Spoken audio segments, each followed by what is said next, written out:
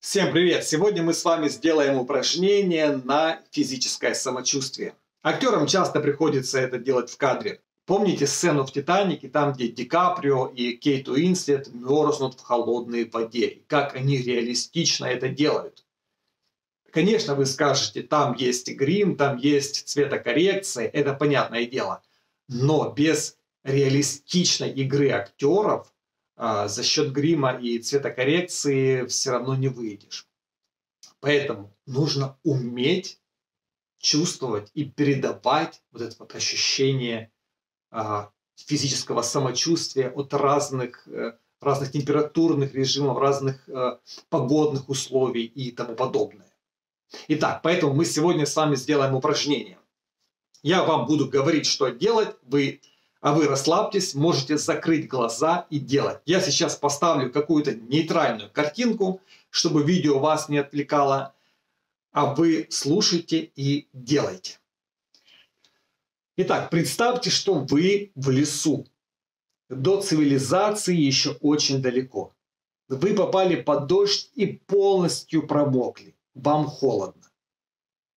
Вот вспомните, когда вы были полностью промокшими, и вам было холодно. Вот так зябко-зябко. Ощутите на себе, как прилипла к телу промокшая одежда. Как вы время от времени начинаете дрожать. Вот такое вот мерзопакостное ощущение в теле. Далее. Вы идете и видите, что есть навес. И там есть костер. И вот вы сели под этот легкий навесик, сели возле костра и начали согреваться. Услышьте треск дров, запах дыма. Вот вам становится немножечко теплее. Дискомфорт от мокрой одежды еще остался, но все равно вы уже чувствуете себя более уютно.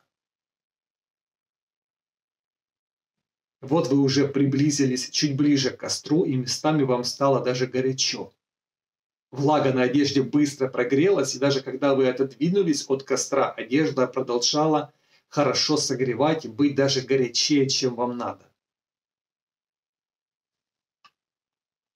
Вы продолжаете сидеть у костра. Ваша одежда и, главное, обувь полностью высохли.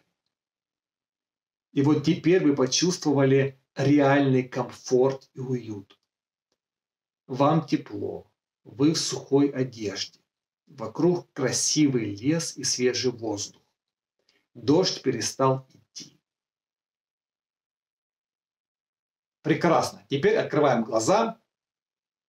Как всегда, вы можете нажать на паузу, либо запомнить последовательность этих ощущений и самостоятельно проделать это все в своем воображении. Ваша задача ощутить все эти ощущения. Если вам будут помогать какие-то физические действия, даже самые легкие, незначительные, делайте. Главное, чтобы вы ощутили все это.